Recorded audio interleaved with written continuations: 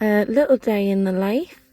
So this is what we woke up to this morning. Some beautiful, beautiful views.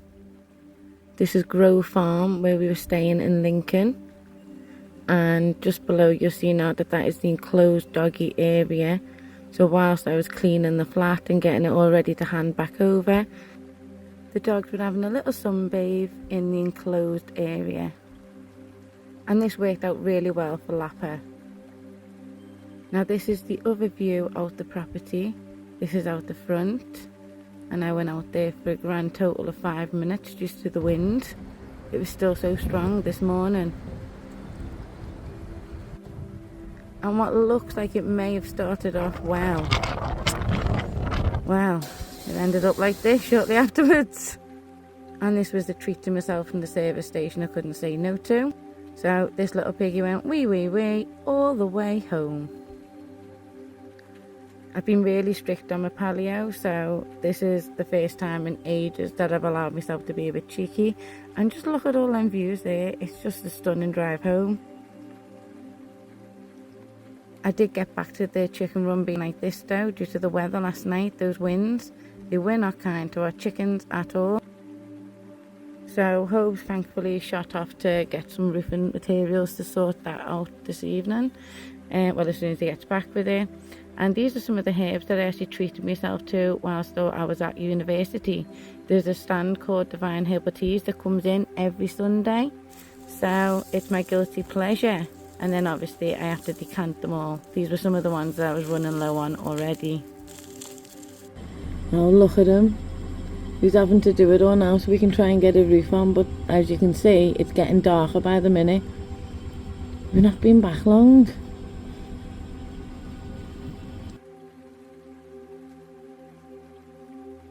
I felt absolutely awful on him in this weather, having to get up there and do that. But we also couldn't leave the chickens unprotected either. So it had to be done. There was no way around it. Tomorrow we're busy all day because Nim's got classes all day, which is obviously what Hope's going to be sorting out tomorrow as he takes it to all the groups. So there was only this evening to actually sort it.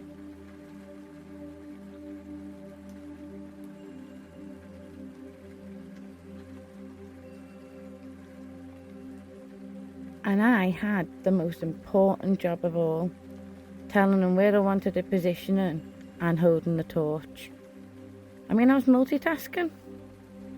Wouldn't have got done without my efforts.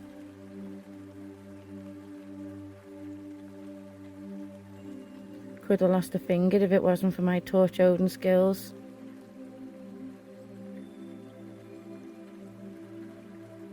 Lapa didn't take her eyes off us the entire time. Took an hour, but it's up and a job well done.